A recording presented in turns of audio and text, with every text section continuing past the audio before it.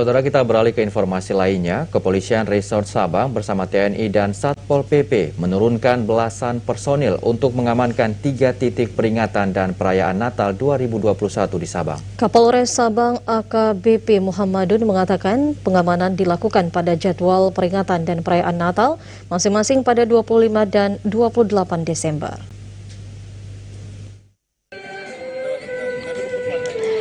Belasan personel dari unsur Kepolisian Resort Sabang, TNI, dan Satpol PP diterjunkan dalam pengamanan peringatan dan perayaan Natal 2021 di Sabang.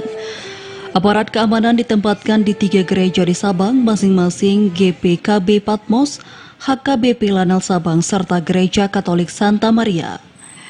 Kapolres Sabang AKBP Muhammadun SH mengatakan pihaknya akan berkoordinasi dengan unsur TNI dan Satpol PP untuk mengamankan kegiatan peribadatan dan perayaan Natal umat Kristiani yang akan dilakukan pada 25 dan 28 Desember ini.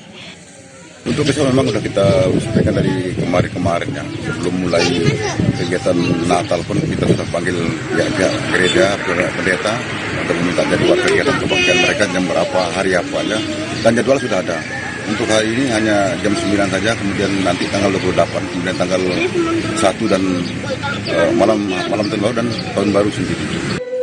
Sebelumnya, kepolisian sudah melakukan pertemuan dengan pihak gereja untuk mengimbau agar pelaksanaan peribadatan dan perayaan Natal menaati protokol kesehatan.